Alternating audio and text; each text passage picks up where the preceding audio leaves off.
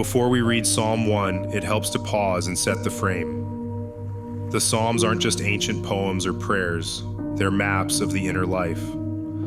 On the surface, they offer wisdom for living well. Beneath that, they quietly describe how human consciousness grows, stabilizes, and sometimes fractures. Psalm 1 is placed at the very entrance of the Psalms for a reason. It isn't a prayer yet, it's an orientation. It asks a simple question. Which way are you walking?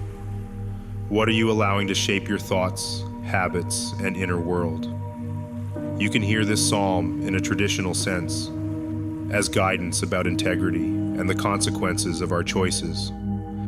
But you can also hear it symbolically, as a picture of inner alignment and refinement over time. Both readings matter. One grounds us, the other deepens us. So as we read Psalm 1, don't rush it. Listen with awareness. Notice the images. Let the language do its work before we analyze it. After the reading, we'll explore both the plain meaning and the deeper symbolic layers, how this psalm has been understood traditionally, and how it can also guide inner growth and stability. Let's begin with Psalm 1.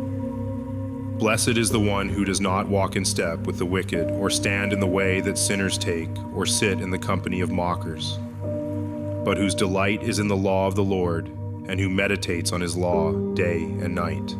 That person is like a tree planted by streams of water, which yields its fruit in season, and whose leaf does not wither. Whatever they do prospers.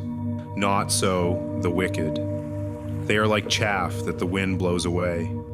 Therefore the wicked will not stand in the judgment, nor sinners in the assembly of the righteous.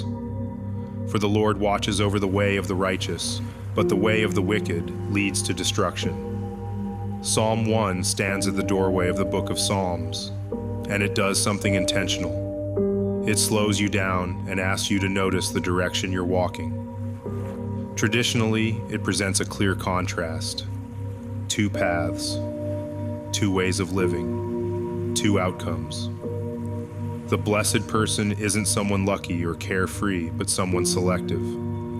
They don't absorb every voice around them or drift into harmful habits or cynicism. Instead, they orient their inner life around God's instruction, returning to it often and allowing it to shape how they see the world. That person is compared to a tree planted beside flowing water, not struggling to survive, but intentionally placed where nourishment is steady. It grows at the right pace, bears fruit in season, and doesn't wither when conditions change. Flourishing here isn't forced. It's the natural result of being rooted in something life-giving. The contrast is sharp. The wicked aren't described as powerful, but as light, like chaff, with no weight or root. When pressure comes, they scatter. The psalm closes by saying that God knows the way of the righteous attentively, while the path of the wicked ultimately dissolves. One way leads somewhere real, the other doesn't last. But Psalm 1 also carries a deeper symbolic layer. From a mystical or alchemical perspective, it reads like a map of inner refinement. The blessed person is one engaged in transformation, careful about what influences enter the inner world. Here, impurity isn't moral failure. It's anything that disrupts coherence. Distraction, false beliefs, ego-driven reactions. Delighting in the law isn't blind obedience, but sustained contemplation of divine order. Truth you return to again and again, allowing it to reorganize you from the inside out. The tree by the water becomes a symbol of the inner life rooted in a living current, what alchemists might call spirit or life force. Growth unfolds in stages, fruit arrives in season, what's cultivated endures.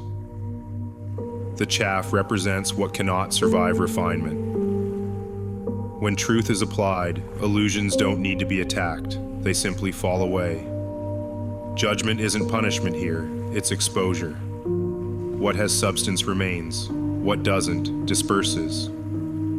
On a personal level, Psalm 1 becomes a guide for alignment. The blessed person is anyone willing to pause the constant intake of unconscious influence and cultivate awareness. Meditation becomes listening to conscience, wisdom, and what is real. The tree by the water is the person who learns to draw nourishment from within rather than external validation. Stability replaces urgency. Growth becomes organic. Read this way, Psalm 1 isn't about reward and punishment, it's about alignment. When your inner life is rooted in truth, life gains coherence. When it isn't, fragmentation follows, not as a threat, but as a consequence. Psalm 1 invites you to notice where you're planted and what you're being fed. If this kind of reflection speaks to you, like the video, subscribe, and we'll keep exploring the Psalms together, one layer at a time.